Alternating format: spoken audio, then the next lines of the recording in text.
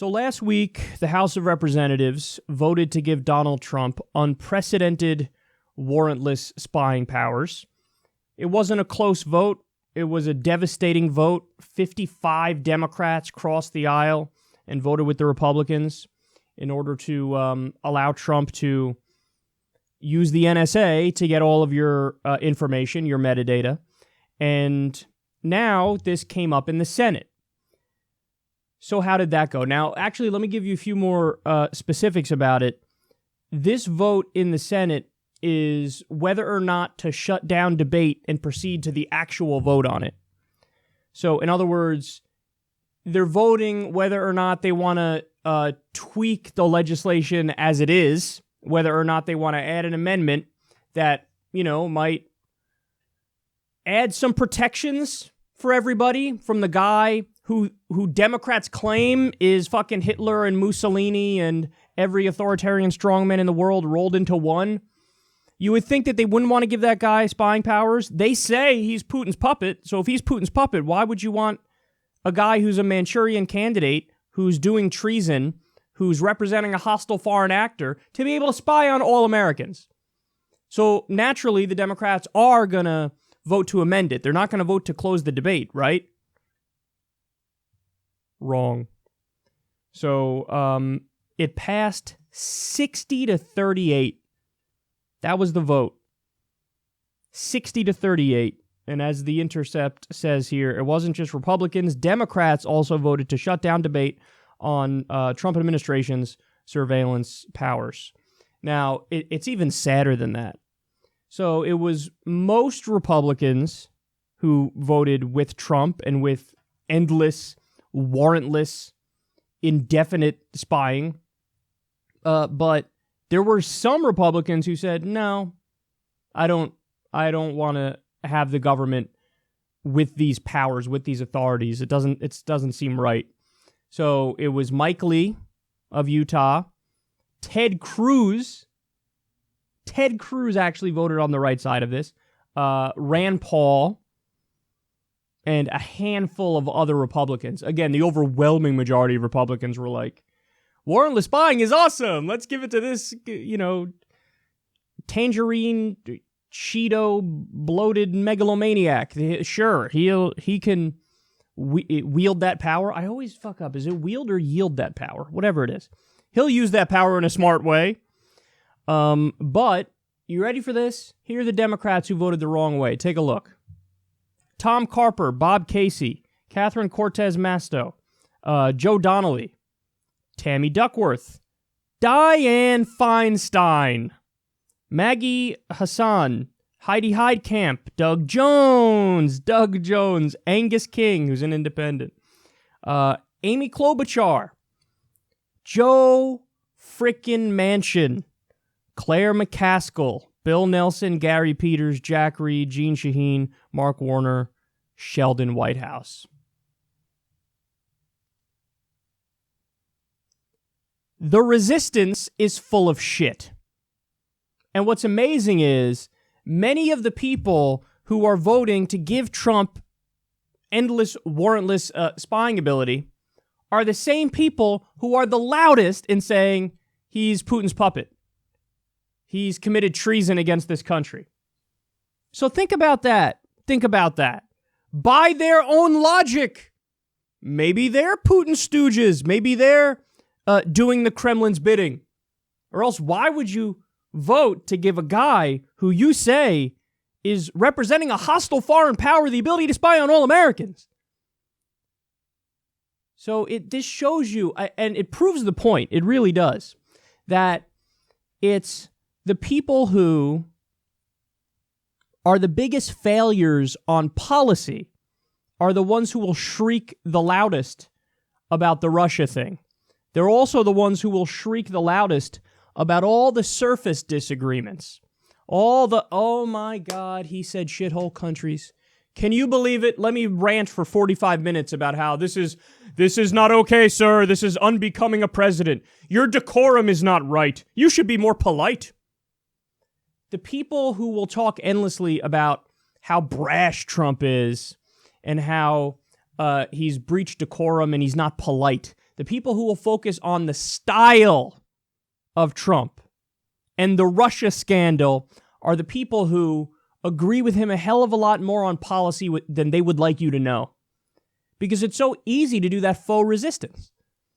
It's so easy to fake you out by posturing to sound like you're anti-Trump, and then you're like, yeah, no, let's give him the warrantless spying power. Let's vote for, and many of these people did, let's vote for many of Trump's picks for his cabinet. Why not? So this is the Mick resistance through and through. These are the corporate Democrats. Joe Manchin. Now remember, guys, you can do something about it. This isn't one of those instances where I tell you what happened and we all go, fuck, shit's really fucked up, son. Anyway, let's move on to the next story. No, we can look at this and go, shit's really fucked up, but there's an answer. The answer is, in the case of Joe Manchin, Paula Jean Swearengin. He has a primary opponent who's going to fight for Medicare for all and free college and a living wage and to legalize marijuana. So you have an amazing candidate, fights for a New Deal, end the wars. She's superb. And she's running against the worst corporatist. And in his mind, he thinks, well, I need to be more like Trump in order to get reelected. No, Trump ran on a fake populist campaign. That's one of the reasons why he won. The people of West Virginia genuinely want populism. So they want economic populism. They want a New Deal. They want Medicare for all. Now, you might say, Kyle, that's you projecting onto them. That's not true.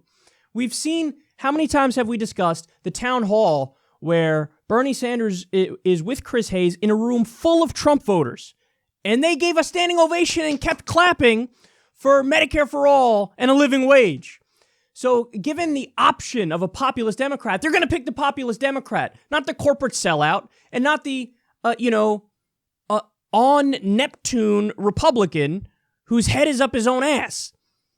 I think the Republican candidate in West Virginia owns a coal mine where like 29 people died because he skirted regulations. Are you fucking kidding? What? Who's going to vote for that guy?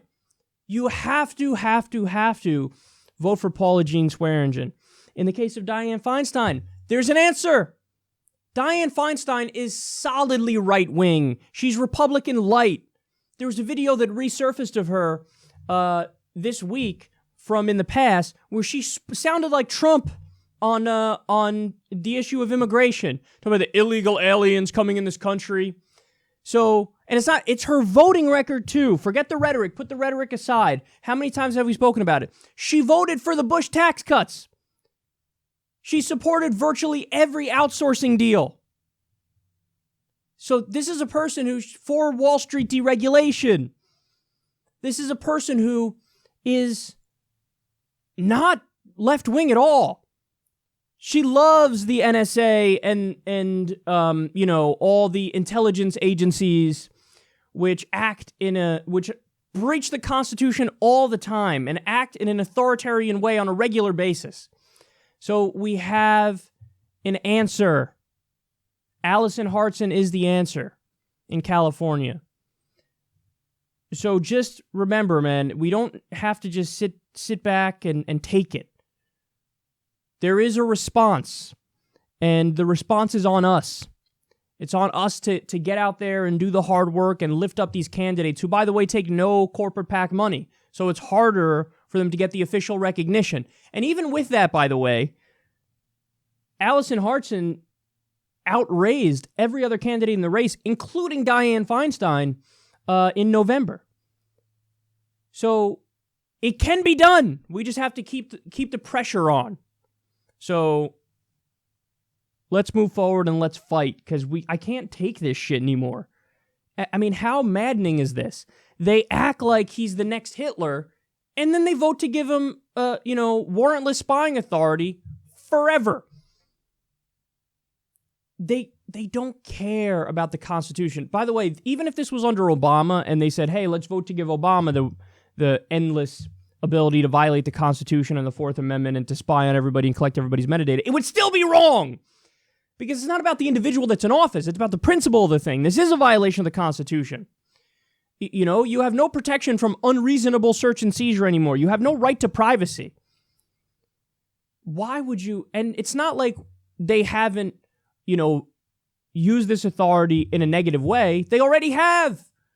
This is what we learned from the Snowden leaks. For example, one of the things we learned is people at the NSA would spy on their exes. They called it Love Int. It was short for Love Intelligence. It was an open thing where they'd be like, yeah, I'm just going to go look at what my ex is doing.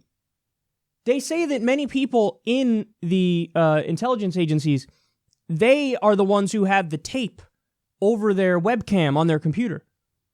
What? This used to be considered like just wacky out there conspiracy theory shit. No, it's not. They built a multi-billion-dollar facility in Utah to store all of your metadata. This is how they smear you. So what happens if you rise up and you want to fight for the people? Look what happened to Elliot Spitzer. Not saying he's great. He's a hypocrite in many respects. He cracked down on legal prostitution, as he was going to prostitutes. Giant hypocrite. But he also cracked down on Wall Street. So what did they do? Wow, look at that. All the dirty details about your private life get leaked out there. How? Well, I don't know. We happen to stumble across it. Come on, this is how they get you. This is exactly what they did to Martin Luther King. They rubbed in his face all of his affairs. And they sent a letter saying, hey, what? You should kill yourself. You're not a man of honor. You're not a man of integrity. Look at what you're doing in your personal life. You're holding up, pretending you're this moral authority, and look at you. Look at all the dirty things you're doing sexually. This is what our intelligence agencies try to do. They try to get Martin Luther King Jr. to commit suicide. You're going to trust this government, whether it's the NSA, the FBI, the CIA. We're talking about the CIA history of overthrowing governments so that we can put our own puppet dictators in there who will serve our corporations. This unscrupulous authoritarian government, you're going to trust them with everybody's metadata? And 10 Democrats, they're supposed to be the resistance. They're supposed to be the left. The Democrats just said, yeah, it's fine. Take all of our information. Let Donald Trump have this Donald Trump! Oh, God, it's so embarrassingly pathetic. They don't represent you. They don't care about what you want. They don't care about the Constitution. They don't care about civil liberties or human rights. They don't care.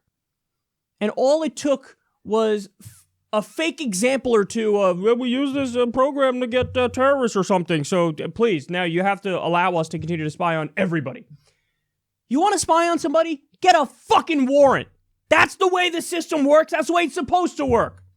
Get a warrant and then go spy on a particular individual looking for a specific thing. No, they don't have to do that. If you're having an email conversation with a loved one of yours who happens to live in, London, hey, collect all of their shit.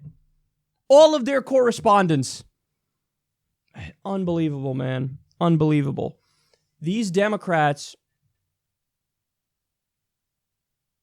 there's not a strong enough word to describe how loathsome and rotten and cretinous they are. Get rid of them. Throw the bums out. And throw all the Republicans out, too. Like I told you, the overwhelming majority of Republicans were in favor of this. Overwhelming majority. So I'm not letting them off the hook because I'm being hard on the Democrats here. All I'm saying is the Democrats are supposed to be the hashtag resistance. But when it comes to policy, how many times have I said this? They agree a lot more with Trump than they would like you to know. Some of them are actively helping right now. Hey, let's deregulate Wall Street again. You want to deregulate Wall Street again? Hey, let's do that. Hey, let's vote for Trump's cabinet pick. Should we do that? Yeah, I think we should do that. Hey, you want to let this guy continue to go to endless war and idly sit here? Want to let him increase drone strikes and just sit here?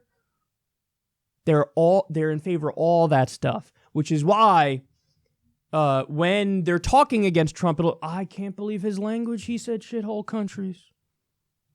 I can't believe this guy. That's so not polite. God, clean up your language, sir. You want to resist? Fucking resist. Resist on policy. But no, you can't do that because you are, without a doubt, little puppets of the establishment. They're making you dance for them, and they're sitting back and watching it and enjoying it because they know you're by no stretch of the imagination principled, and you by no stretch of the imagination want to fight for the American people.